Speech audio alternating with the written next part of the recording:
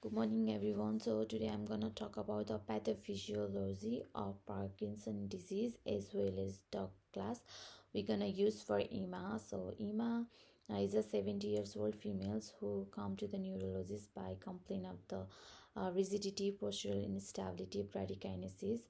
So I'm gonna talk about the pathophysiology of the Parkinson disease. So pathophysiology is in Parkinson disease there is a loss of dopamine producing neuron in the substantia nigra here. So the dopamine usually essential for regulating movements by modulating neural circuit in the basal ganglia. You can see here also the destruction of dopamine in neural cells in the substantia nigra in the basal ganglia. So dopamine usually essential for modulating neural circuit in the basal ganglia, but there is a destruction of dopamine neuronal cell. So a group of structure which is involved in the voluntary motor control. So what happened in healthy brain? So dopamine allow for smooth and coordinated movements by balancing executory, you can see the executory and inhibitory signals within the basal ganglia. But in Parkinson disease there is an imbalance between these two. So there is a depletion of the dopamines which create an imbalance resulting in reduction activation of the motor cortex.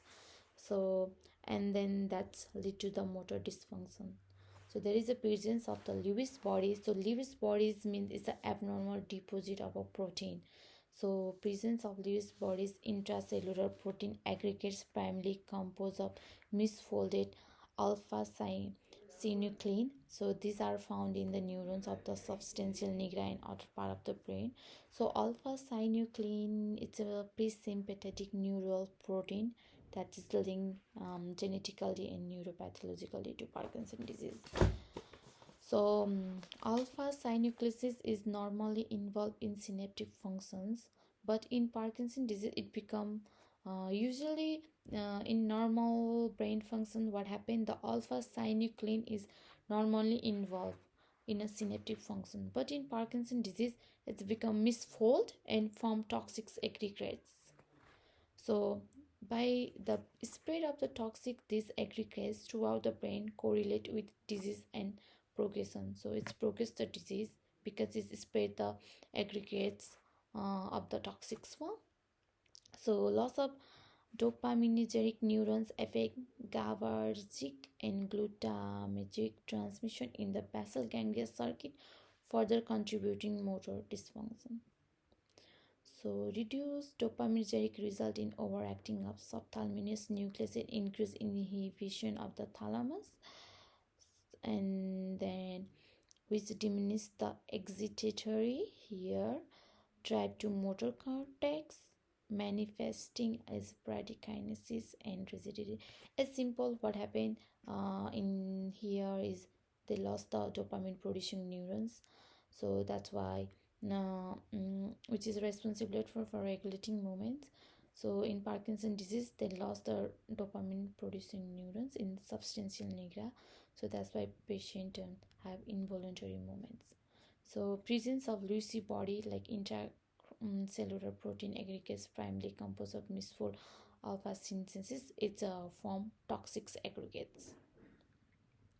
So I'm gonna talk about the form toxic aggregate. That's why patient experience like confusion, remains later stage the patient will form with the dementia. So now I'm gonna talk about the drugs, levodopa. Why I choose these drugs? Because in Ema case I think this is the perfect drugs because he's experienced with the motor symptoms. So this drugs class is a dopaminergic agent. So it's we're gonna administer this with a combination of the carbidopa because it helps to reduce the side effects. So the mechanism action is the levodopa is a dopamine precursor.